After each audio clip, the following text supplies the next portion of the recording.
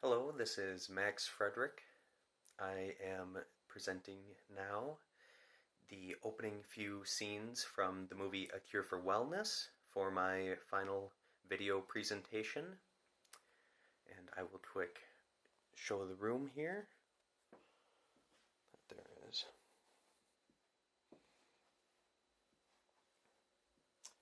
Nothing there. Okay. So let's get this all set up here. Alright, A Cure for Wellness. This is a movie that came out in 2017 by the same guy who directed The Ring and the first three Pirates of the Caribbean movies. So hopefully the angle will be easy to see here, but we're going to try our best. Alright, so we start off here. The opening few scenes are of all of these empty, dark buildings here in what is downtown New York, completely lifeless and just completely black. The whole view and scale of this is really just to make you feel, one, small, and two, to just feel like you are the only life here, because this is just all nothing but emptiness and devoid of life and nature. Here we see the main building where the first character that we're going to be introduced to is working. He seems to be the only one here. He's the only one in this corner office, while the rest of the building is completely empty. It's the middle of the night, and he's working late. Again, a lot of high angles kind of causing the buildings to seem very overpowering to the viewer, and again, it just seems completely empty. I'll let this play here for a few moments. So, as you can see, this is our first character, Morris, who is just choosing to work late. Come in kind of with a medium shot, kind of trails to the side here. Now, this is a letter that he gets from another executive that has left for a wellness center because he couldn't handle the kind of lifestyle of being in this sort of work environment and just a cubicle, kind of life, even though that this guy was an executive. Now the work is pulling him back before he could read what he was seeing there, and now he's back at it. Now this is the next major point. We start off with this goldfish with him in the background, with the goldfish in the foreground here. He's out of focus, the goldfish isn't, so it's kind of forcing you to really draw your eyes to it. The goldfish is the first real example of nature that we've seen so far, and it's really the only other living thing other than our main character, not our main character, but our main character for these few scenes. The goldfish, though, also is essentially mimicking the life of this man, where the goldfish is trapped in a situation where it can't leave.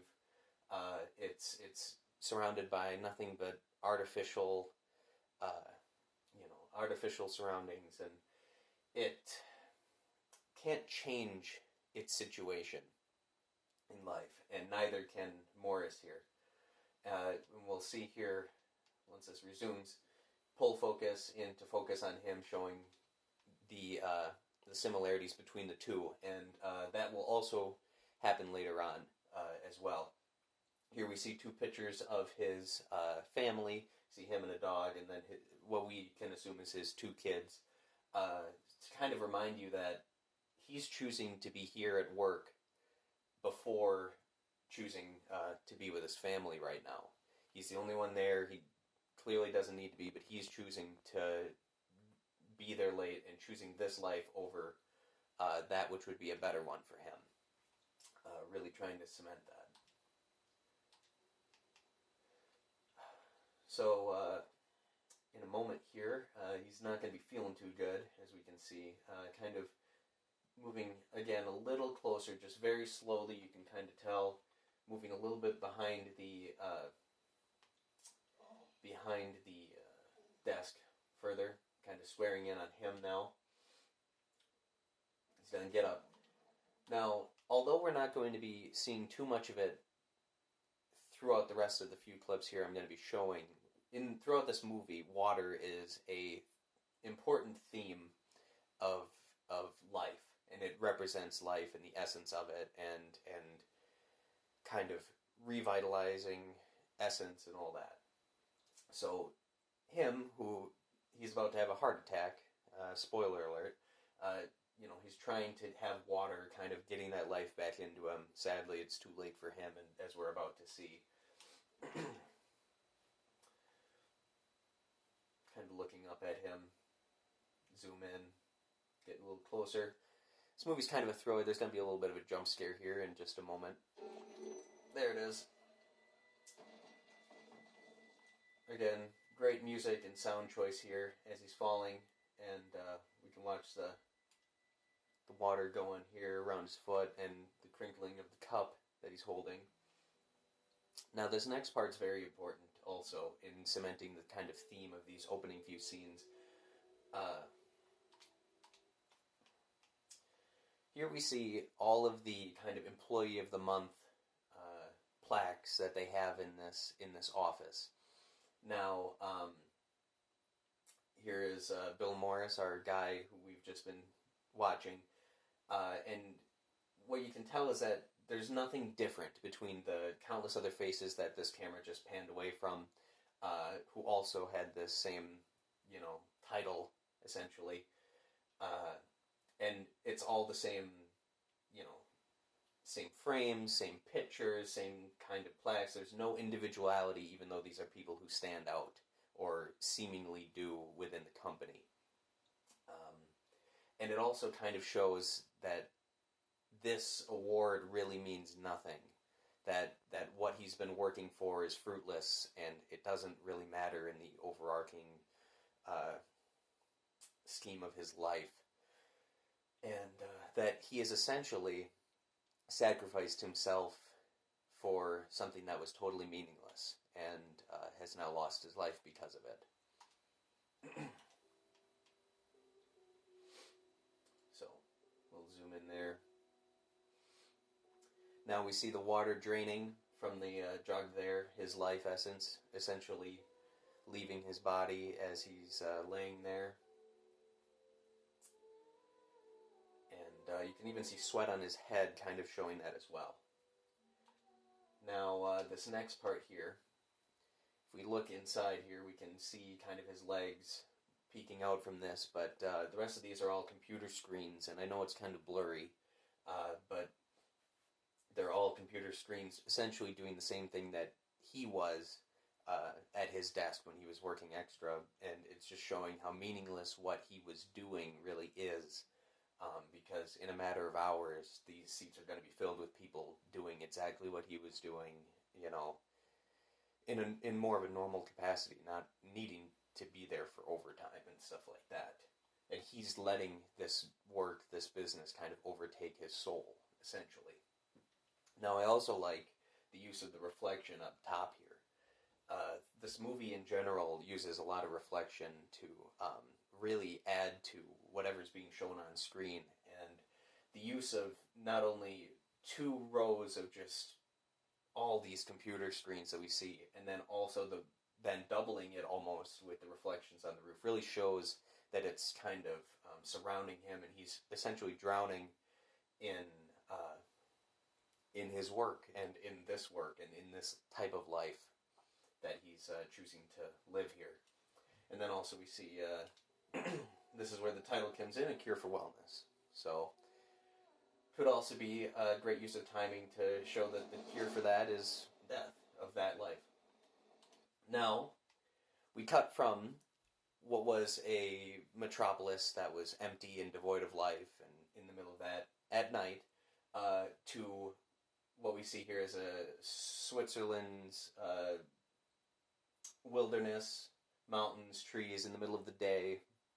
And we see this train here that our actual main character, who's played by Dane DeHaan, this is the train that he's riding to go recover the person who left for this wellness center. And we see that this train and this bridge are really the only things that are man-made here, yet it is surrounded entirely by this nature, just kind of being a complete contrast. But as this train gets further and further in, the use of reflection kind of doubles the size of it, kind of showing that it's slowly taking over this frame. And as we're introduced to this character, it returns you back essentially to the same setting of business and that corporate life and greed and all of that. So, and also I love the fact that they chose to put this camera on this actual train with the reflection right there. Really cool choice. So we go and we're taking the technology into darkness, and as we do that, and as it goes into that tunnel there, and returns to darkness, that's when it goes to our next business executive, who is played by Dane DeHaan, and is essentially representing the same person, the same type of lifestyle. And also kind of saying that what that guy just died for didn't matter because he's expendable. And, ooh, that is bright. Hopefully that works a little better. As it's a pretty dark movie, so hopefully it should be easy to see here. He's discussing with one of his partners things to do.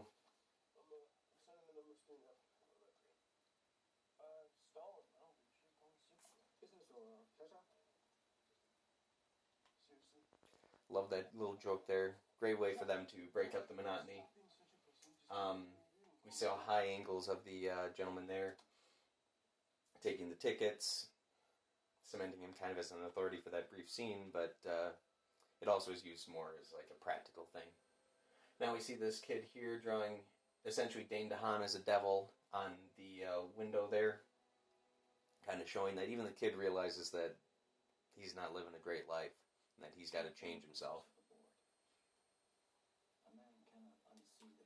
Now, as this monologue of what's being written on this paper here plays out, what is being said is often reflected in what we're seeing. So when it's something major, I'll restate it in case it's kind of hard to hear here. He cannot willingly return to darkness or go blind once he has the gift of sight.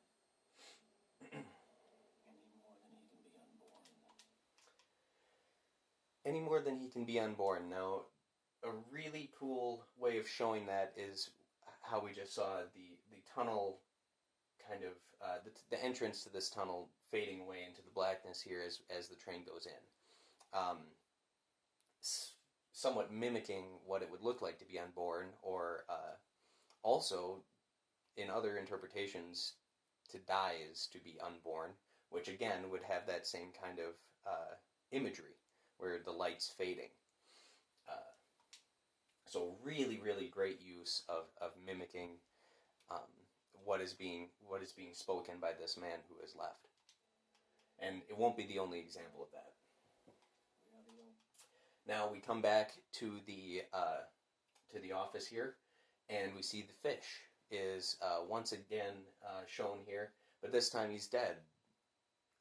And again, it's mimicking Morris because Morris had passed away, and in turn the fish had as well. And it also shows a lack of caring in this office. That none of these people, despite their coworker having died, none of them took the time to really look in there and to take care of what had been left. No, he didn't matter to anybody other than himself. And now we see Dane DeHaan walking in, and he will be essentially replacing Morris, as we had talked about. And it's replacing the fish, getting rid of it.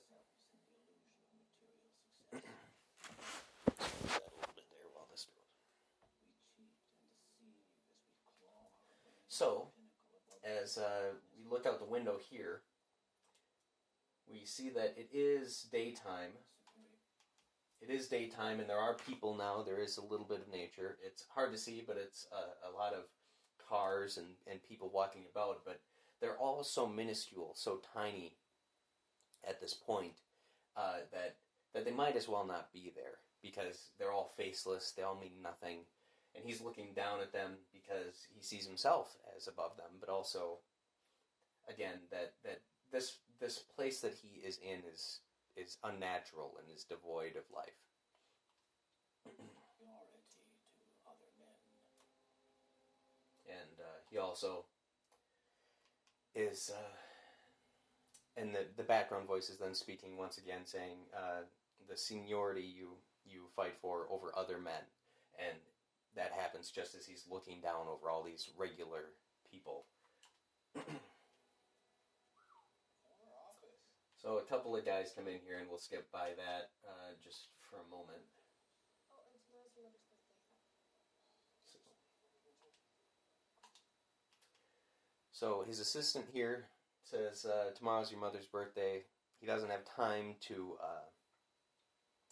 really focus on family right now. He doesn't. It's not a high priority for him. He's just pushing it off, choosing work over life that means more to the human soul and to the human being than what he's experiencing right now. Yet he doesn't choose that. The same way Morris chose work over his family earlier. Also, in this brief little scene I skipped through, these two gentlemen behind him poured him a drink, and he didn't drink from it, and he hands it off to her.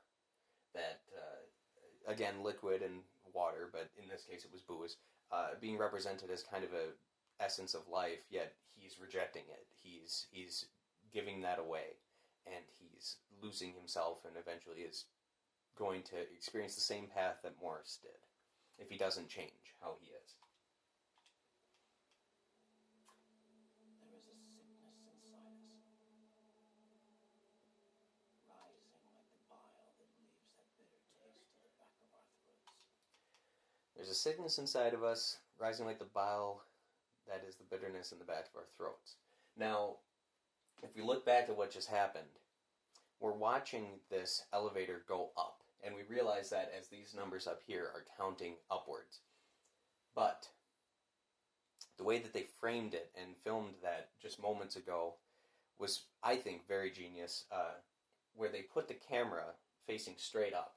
So what we're looking at is watching this elevator go up, but to us, the viewer, it is easily perceived as going downwards, further into the belly of the beast, which is somewhat what he's doing right now, because he's about to go to a meeting with some executives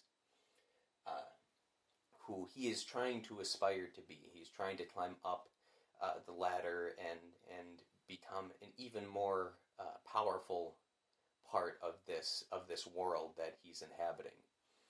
So he's watching and watching these numbers very closely as he's trying to rise through the ranks. It's there on every one of you seated around the table. So,